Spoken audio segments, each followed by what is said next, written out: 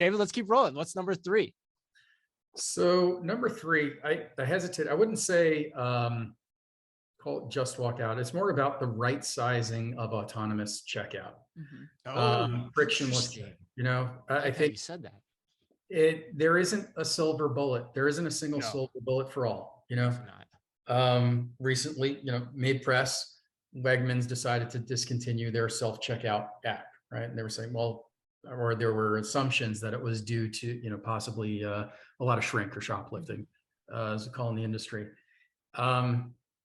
Just Walk Out is picking up, but again, it's not going to work for all store formats, all product categories, and even all customers.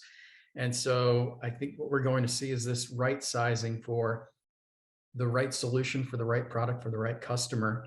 And it may be a hybrid within the store. Yep. So does that mean store experience design too, right? Exactly. Yeah. How your business model works in store. I've seen Just Walk Out work, super small format, right? We've seen them pop up in the airport kiosks, like little convenience stores. They don't have to stock up with a lot of labor, and it's fairly simple to scan and go. Doing that in a big box, the Costco or Home Depot, probably not. But we think about possibly reformatting. Is it potentially 1 or 2 key aisles, specific types of products that I'd use for Just Walk Out, and perhaps other types of technology that I'd use to enable, a right sizing of an autonomous Just Walk Out experience, like, the chainsaw from Home Depot that doesn't unlock, without the key, without basically a digital hasp. So it makes it easy for me to pick up, but it makes sure that I've taken care of the loss prevention or the shoplifting aspect of it.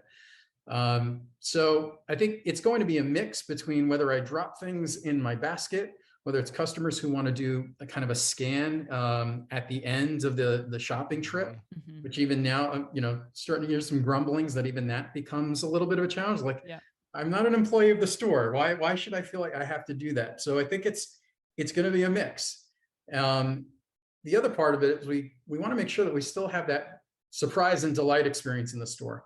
And how we do that when customers walking through the store, whether they're surprised and delighted by some of the shelf edge you mentioned, perhaps by trusted advisors in the store. And so how do I get to this kind of the whole experience has to be right sized, whether it's point of sale as an actual register I scan, whether it's the point of sale as the basket that I'm carrying, whether this is the point of sale, it's my phone. And so that's going to be interesting to see how that unfolds. I think it's going to be very interesting in the larger store formats. That's going to be a problem that needs to be tackled. I won't tell you there's a single silver bullet, but that's going to be really exciting. David, I'm curious, especially with your apparel background, what your thoughts are on that particular vertical. Like, what do you think about apparel and Just Walk Out technology? Like, do you think we're going to start to see more expansion of a scan and go concept in apparel? Because that has kind of been like falling behind the convenience stores, the things that you mentioned in the airport, like that kind of setup. I would like to. The difference with apparel is there's an aspect where we like to try it on. And we like to try it on. We like to also see how it fits with the other items in our wardrobe. Yeah. I think of Just Walk Out as it's more about the experience of, I don't have to wait in line. I don't want to have to wait in line after this whole process, this engaging experience. I don't want to add another 15 minutes to my trip. Yep. Just to wait in line and check out. If I can do that on a device, I walked into the Nike Experience store in Manhattan a couple of weeks ago. You know what their point of sale was? It was basically just a desk. Yeah. You walk up, here's a bag, and you scan out with your mobile app. Yeah. So, and I think it works for them. I'm going to pick up some shoes. I'm going to grab a sport jacket, put it in a bag, and I'm done. So, and there's certain circumstances with certain categories. Yes. Yeah. I think that's a good point too about the cash wrap. Like, I think that's another part of, like, we went to Zara this summer and saw how they're doing it. one, you have the tag removal, that's the security tag Common in removal that's going to apparel. be common in apparel. But I also do think that there is kind of this this missing component of like the place where you can fold your stuff up and put it 100%. in there. Like it is very much like I'm imagining what David's saying, where you're just like kind of jamming some stuff in a bag because you're trying to hold your phone at the same time. Like that's still the infrastructural changes, like you were alluding to earlier, Chris, still need to be made to support that. Well, and that's still a problem in grocery too, Mhm. because, unless you're like like I would actually argue that the Costco's and the Sam's Clubs are more akin to like the scan and go format than a traditional large scale grocery store. I mean, Sam's Club's had it since 2016, and Right. it's because they have the controlled entry and exit point, and you go in and you get your boxes and you put all your stuff in it Right. as you shop, right? And you're not buying as much. You buy a lot, but it's all in bulk and it's easily packaged. Whereas a grocery store experience, you buy a large grocery experience, you still need help bagging that, right? You're not wanting to bag all that as you go. The self-checkout machine, maybe like that's a small purchase in terms of the number of items, but the real grocery store experience is totally different. So Ricardo, let's bring you in here on this. So what do you think? I think what's interesting here is it starts to get into where we're separating the discussion between convenience capabilities and enhancing the overall experience for the customer.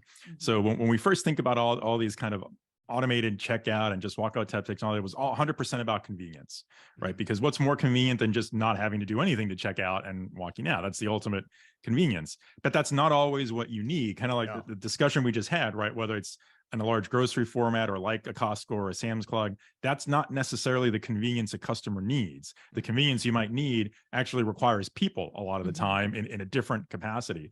So I think the new thing I see for 2023 in this is that when we talk about these technologies, we're putting them into a tighter context around what's the appropriate format. And I think we can even see certain formats where it's not just, to David's point, not just one answer. You might see a mix of multiple of these capabilities in one format because you have to address different customers and different customers' needs at the same time. Yeah, and the last point I'd make too, I think, is like you'll also see the value add from deploying one of those solutions for the purposes you're talking about, creating other value for different types of customer experiences as well. You think computer vision cameras in the ceiling, you can get great synchronized pricing from that type of activity. You can get great promotions, great in-store execution in terms of letting people know where things are out and all that too. So like there's all these different offshoots that are going to be discovered and explored as people try. I think, David, the way you said it, right size the right answer for their vertical, for their operation across the industry. Well, Ricardo, here's the other why. I was just going to add, what return on value for the retailer. So as we get to more of the curbside pickup, quick, easy and out, retailers have lost the ability to drive an impulse purchase, increase basket size, call it. Right? Well, when I store my card in something that's frictionless, so I don't have to think about it, and I store it on my phone or some other device, and I'm literally just walking through the store with a basket, I feel more stuff in the basket. One of our partners did some research around Just Walk Out. They filled their basket 20% more. Oh yeah. It's similar to, I call it like when we gamble at the casino table and you're using chips instead of real money.